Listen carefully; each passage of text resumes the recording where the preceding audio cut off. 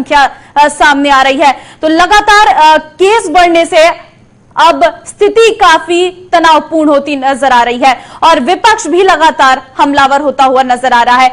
आपको बता दें कि अब तक के अगर केस की बात करें तो 50 लाख के आंकड़े को पार कर चुके हैं कोरोना केस भारत में।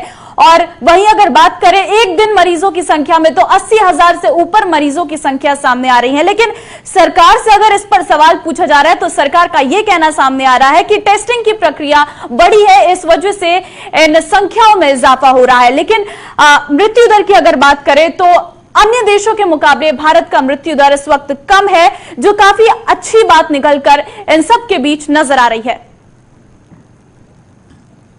आपदा के दौरान जब पूरा देश कोरोना की महामारी से लड़ रहा है, आप बीपीसीएल बेच रहे हैं, आप रेल बेच रहे हैं, आप सेल बेच रहे हैं, आप मुनाफे की कंपनियों को बेचने में लगे हुए हैं। हिंदुस्तान के मजदूरों को आपने भुखमरी की कगार पे पहुंचा दिया। रेल में सर 80 लोगों की जान गई सर, 40 ट्रेनें रास्ता भटक गई। आप वो दृश्य नहीं भूल पाएंगे, मुजफ्फरपुर के प्लेटफॉर्म पे एक छोटा सा बच्चा अपनी मां की बेजान जिंदगी से बार बार कपड़े हटा रहा था। मानवर, ये दृश्य कैसे कृपया खत्म करें, कृपया खत्म करें। आपके माध्यम से कहना चाहता हूं, इस कोरोना में सर दिल्ली की सरकार ने अनुकरणीय काम करके दिखाया। हमने कृपया खत्म करें, मैं दूसरे स्पीकर को बुलाऊंगा। सर आप ऑलरेडी 4 मिनट, हम जिस राज्य से आते हैं खत्म करें, जल्दी दीजिए। हम अपने राज्य की तैयारियों के बारे में बता दें। प्लाज्मा बैंक बनवाया सर, देश का दुनिया का सबसे बड़ा कोविड हॉस्पिटल अरविंद केजरीवाल जी ने दिल्ली के अंदर बनवाया। धन्यवाद, धन्यवाद। दिल्ली के मॉडल की चर्चा धन्यवाद दुनिया में हो रही है। धन्यवाद। और ये लोग धन्यवाद, धन्यवाद संजय जी। अब कोई भ्रष्टाचार धन्यवाद है, कोरोना में लूट धन्यवाद है कि मेडिकल टर्मिनोलॉजी में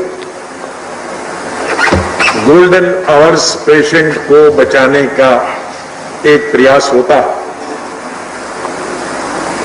जहां तक कोविड का संबंध है, इस सरकार ने गोल्डन मंथ्स बर्बाद किए कोविड को रोकने के लिए। सबसे पहले दिसंबर लास्ट ईयर में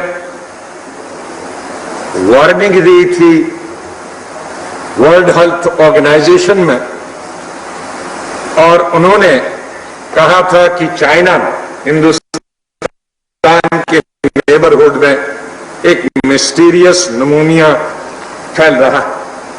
तो सबसे पहले चूंकि हमारी नेबरहुड में हो रहा था तो हमको चुकन्ना होना चाहिए। और ये भी सच कि सबसे पहले कांग्रेस पार्टी ने इस देश के और इस सरकार को जगाने का प्रयास किया था। तो विपक्ष को आपने सुना, अब सत्ता पक्ष की बात सुन लीजिए। डॉक्टर हर्षवर्धन ने किस तरीके से विपक्ष के इन सवालों का जवाब दिया, सुनिए। साथ लड़ाई को लड़ रहे हैं। मैं बहुत ईमानदारी और बहुत निष्पक्षता से ये कहना चाहता हूं कि पूरे 8 महीने के इस कार्यकाल में इस डिबेट को होने से पहले मुझे कभी इस बात का एहसास या अनुभूति नहीं हुई कि प्रधानमंत्री नरेंद्र मोदी जी के नेतृत्व में सारा देश, सारे मुख्यमंत्री, सारे स्वास्थ्य मंत्री, सारे अधिकारी और सारा समाज मिलकर इस कोविड की लड़ाई को लड़ रहा है।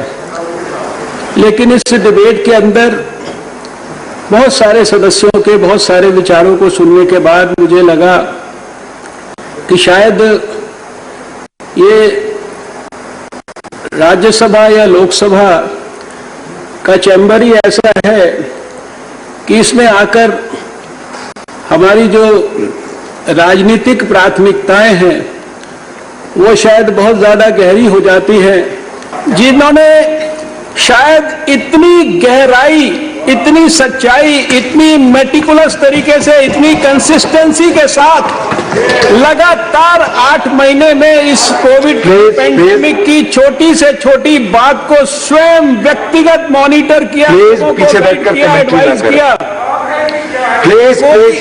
एक भी निर्णय उन्होंने एक्सपर्ट से बात किए बगैर देश के मुख्यमंत्रियों से बात किए बगैर, सारे देश का कंसेंसस बनाए बगैर नहीं लिया।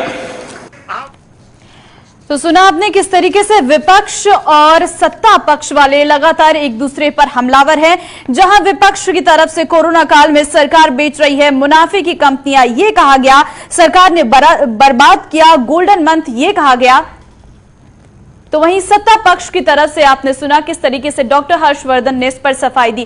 प्रणय शर्मा इस वक्त हमारे साथ लगातार जुड़े हुए हैं। प्रणय, जिस तरीके से हम देख रहे हैं कि विपक्ष जहां ये कहता हुआ नजर आ रहा है कि कोरोना काल में सरकारों ने कंपनियों को बेच दिया, तो वहीं इस पर सत्ता पक्ष की तरफ से डॉक्टर हर्षवर्धन साफ तरीके से कहते हुए नजर आए कि ऐसा कुछ नहीं हुआ है। क्या जानकारी? देखिए, निश्चित तौर पर अगर हम बात विपक्ष की करें तो विपक्ष लगातार ये आरोप सरकार के ऊपर लगाता आ रहा है। आज हमने भी देखा कि राज्यसभा के अंदर सांसद संजय सिंह, आम आदमी पार्टी के जो सांसद हैं, उन्होंने भी सरकार पर कड़े गंभीर आरोप लगाए, खासतौर से कोरोना के बढ़ते मामलों को लेकर। जिस तरीके से 50 लाख का भी जो आंकड़ा है वो पार जा चुका है, उसे ध्यान में रखते हुए अब जो विपक्ष है उसने पूरी तरह से एकजुट होकर मोर्चा सरकार के खिलाफ खोल दिया है और कोरोना के मामले को लेकर वो सरकार को घेरते हुए नजर आ रहे हैं। विपक्ष का सीधा ये आरोप है कि जो कदम सरकार की तरफ उठाए गए वो बिना प्लानिंग के थे।